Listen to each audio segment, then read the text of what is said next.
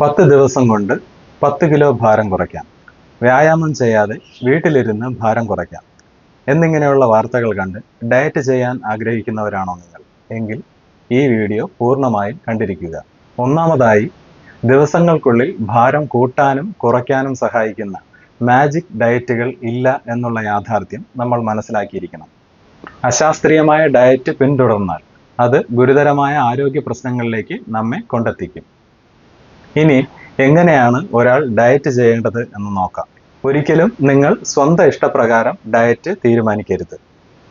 ഒരു വ്യക്തിയുടെ ഉയരം, ഭാരം, ബോഡി മാസ് ഇൻഡെക്സ് എന്നിവ കണക്കിലെടുത്തും ബയോകെമിക്കൽ വാല്യൂസ്, ഷുഗർ, പ്രഷർ, അതുപോലെ ഹീമോഗ്ലോബിൻ്റെ ലെവൽ എന്നിവ പരിശോധിച്ചതിന് ശേഷം മാത്രമാണ് ഡയറ്റ് പ്ലാൻ ചെയ്യേണ്ടത്. ഇതുകൂടാതെ ഡയറ്റ് ചെയ്യുന്ന ആളുടെ ജോലിയുടെ സ്വഭാവം, വെജിറ്റേറിയൻ കഴിക്കുന്നവരാണോ നോൺ വെജിറ്റേറിയൻ കഴിക്കുന്നവരാണോ, അതുപോലെ ഡയറ്റ് ചെയ്യുന്ന വ്യക്തി സ്ത്രീയാണോ പുരുഷനാണോ എന്നതിനെയൊക്കെ ആശ്രയിച്ചാണ് ഡയറ്റ് പ്ലാൻ ചെയ്യേണ്ടത്. ഒരു ഡയറ്റീഷ്യൻ്റെയോ അല്ലെങ്കിൽ ന്യൂട്രീഷനിസ്റ്റിൻ്റെയോ നിർദ്ദേശം തേടിയതിന് ശേഷം മാത്രമേ ഡയറ്റ് ആരംഭിക്കാവൂ. അല്ലാത്ത പക്ഷം ഇത് ഗുരുതരമായിട്ടുള്ള ആരോഗ്യ പ്രശ്നങ്ങൾക്ക് കാരണമാകും. സോഷ്യൽ മീഡിയയിൽ കണ്ട ഡയറ്റ് ശീലിച്ചതിൻ്റെ ഭാഗമായി കണ്ണൂരിൽ ഒരു പെൺകുട്ടിക്ക് ജീവൻ നഷ്ടമായ വാർത്ത നിങ്ങൾ അറിഞ്ഞിരിക്കുമല്ലോ.